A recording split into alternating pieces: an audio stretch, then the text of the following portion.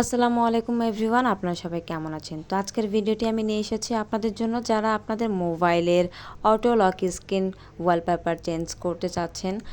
বারবার আপনি লক করবেন, বারবার আপনার মোবাইলের একটা নতুন নতুন ধরনের ওয়ালপেপার চলে আসবে।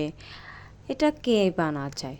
তো যদি আপনি চেয়ে থাকেন আপনার মোবাইলে এরকম বিভিন্ন রকমের ওয়ালপেপার আসুক, তো সেই জন্য আপনাকে এখানে থিম অ্যান্ড লক স্ক্রিন যেটি লেখা আছে সেখানে ক্লিক করতে হবে। ক্লিক করার পরে আপনার আরেকটি ইন্টারফেস আপনার সামনে চলে আসবে।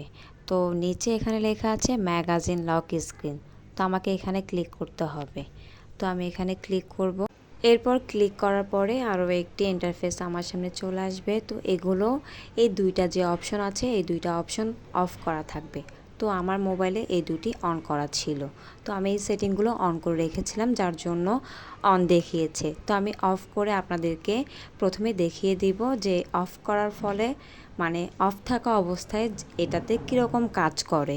তো সেখানে আমি আপনাদেরকে লক করে দেখাবো যে আমার ওয়ালপেপারটি চেঞ্জ হচ্ছে কি না। তো আমি এখান থেকে লক করব, লক করে দেখব যে আমার ওয়ালপেপারটি কীরকম আসে। তো আমি লক খুললাম, খুলে দেখলাম যে প্রথমে যে ওয়ালপেপারটি আসছে, দ্বিতীয়বারও সেই ওয়ালপেপারটি আসছে। তার মানে অফ থাকা অবস্থায় এগুলো চেঞ্জ হবে না। এরপর আমি অন করে আপনাদেরকে আবার দেখিয়ে দেব।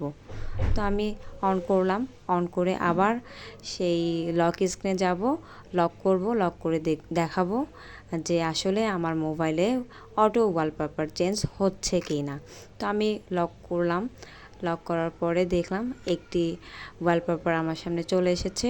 এরপরে আবার লক করলাম, আবার লক অন করলাম, অন করার পর দেখলাম যে আরও একটি ওয়ালপেপার চলে আসছে। তো এভাবেই আমরা আমাদের মোবাইলে auto lock screen wallpaper set করতে পারি।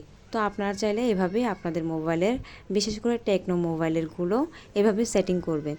তো আজকের ভিডিওটি এই পর্যন্ত। সো যদি ভালো লেগে থাকে আমার ভিডিওটি, একটি লাইক অ্যান্ড সাবস্ক্রাইব করে পাশে থাকা বেল আইকনটি অন করে রাখবেন, এবং পরবর্তী ভিডিওগুলো আপলোড হওয়ার সাথে সাথে যাতে আপনাদের কাছে পৌঁছে যায়। তো ভালো থাকবেন, সবাইকে ধন্যবাদ।